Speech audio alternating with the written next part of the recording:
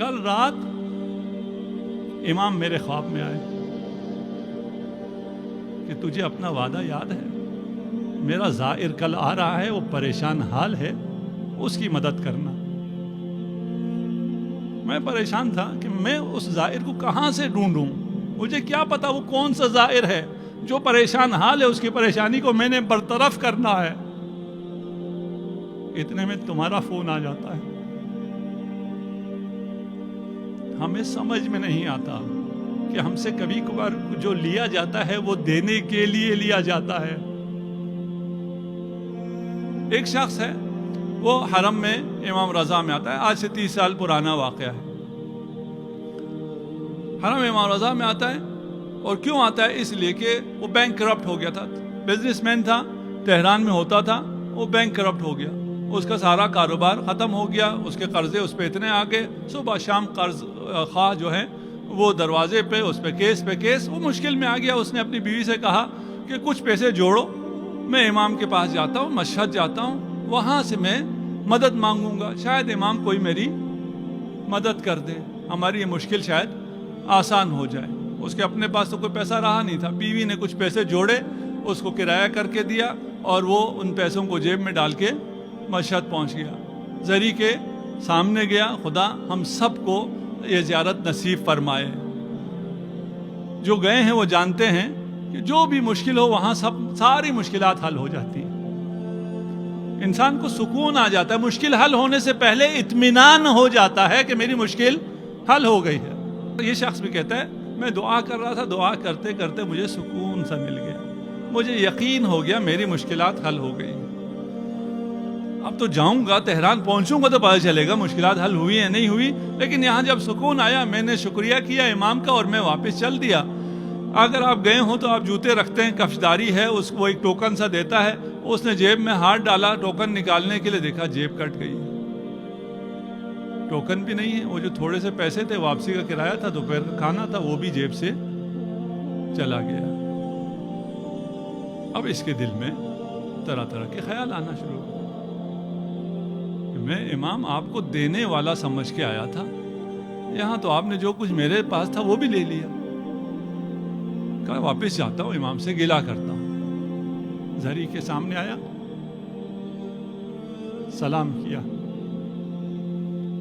کہتا ہے کہہ نہیں سکا، زبان پہ نہیں لا سکا، لیکن دل میں یہی تھا کہ آپ تو دیکھ رہے تھے نا، میں کوئی پہلی دفعہ بھی نہیں آیا، میں بارہا آپ کے پاس آیا ہوں، پہلے جب آیا تھا میرے پاس اتنا ہوتا تھا، جیب کٹ جائے تو بھی کوئی حرج نہیں تھی، اب تو میرے پاس کچھ بھی نہیں ہے، میں یہی سارا تھا، اب میں کس سے مانگوں، میں کیا کروں؟ آپ اگر دیکھ رہے تھے تو آپ نے میرے ساتھ یہ کیوں کیا؟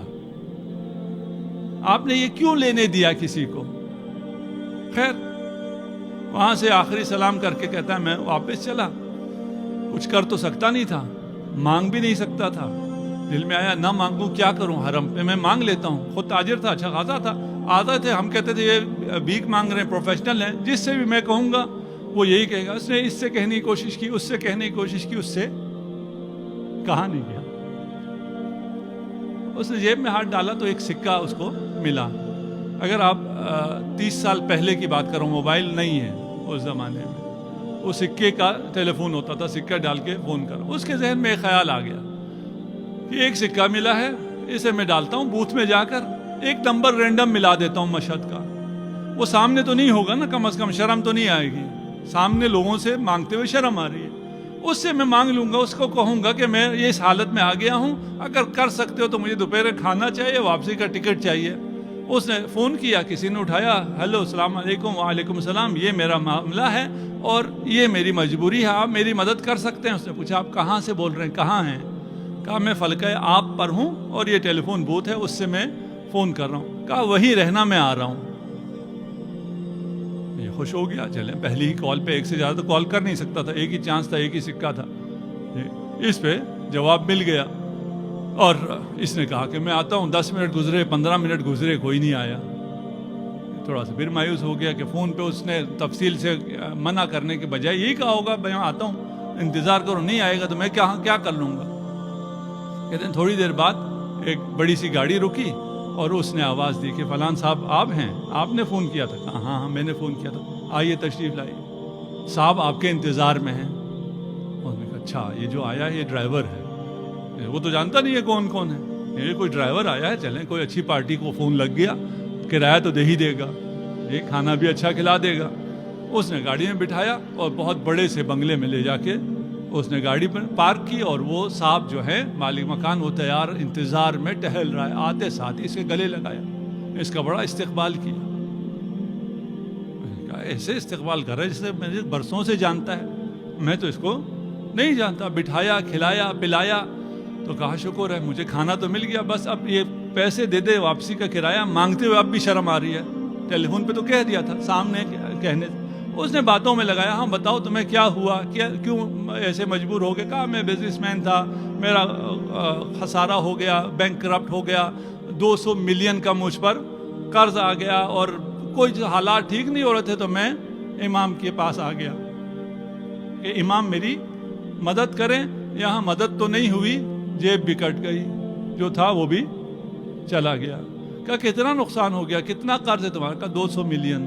اور کہا اگر اب تم اپنا بزنس صحیح کرنا چاہو تمہیں کتنا اور سرمایہ چاہیے کہ تم اپنا کام بھی کر سکو؟ 60-70 ملین ہو جائے تو وہ بھی چل جائے گا. کہا اب مجھے اجازت. کہا تھوڑی دیر ٹھہر جاؤ. چیک بک اس نے تیار رکھا ہوا تھا, ایک چیک کاٹا اور چیک مجھے پکڑایا 200 ملین. دوسرا چیک کاٹا 70 ملین کا. میں نے کہا یہ کیا ہے؟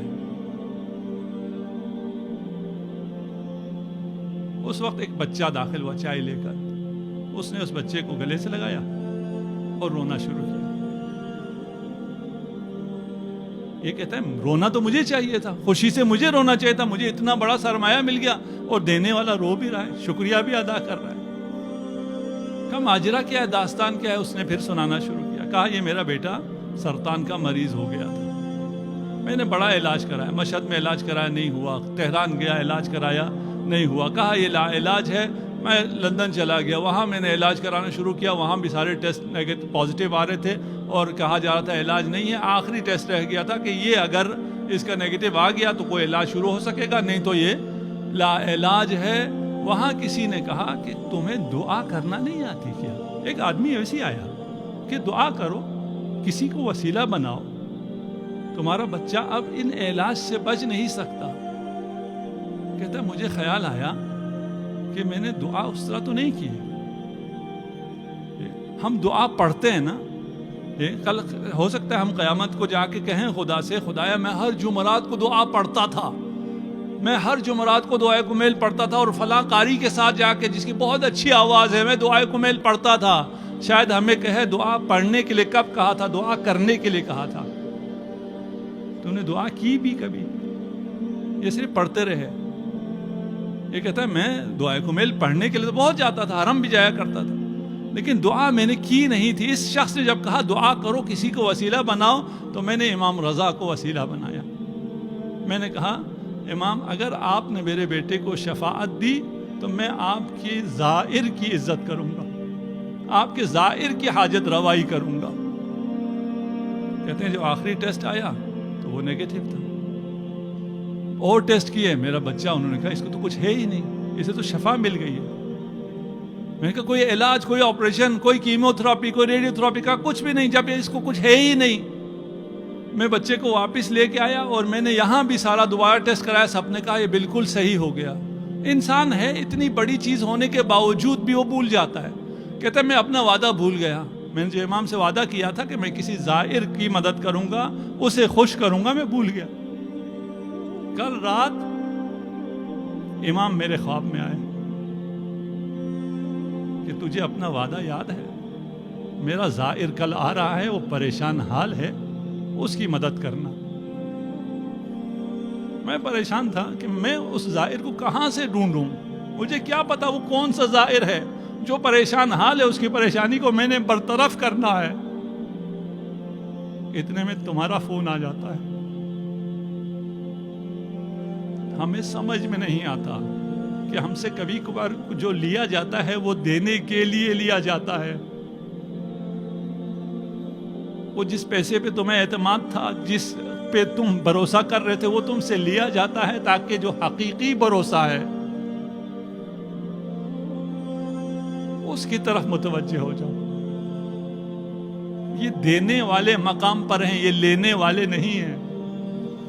ان کی سیاست بالکل مختلف سیاست ہے، ان کی زندگی، ان کی حکومت بالکل مختلف حکومت ہے. وہ علی ابن ابی طالب جو کہتے ہیں شاید کوئی ایک ایسا فرد ہو جو مجھ سے کمتر ہو میری حکومت میں، اور وہ خود حکمران ہے 50 سے زیادہ ملکوں کا آج کل کے حساب سے. یہ عطا امیر المومنین ہے.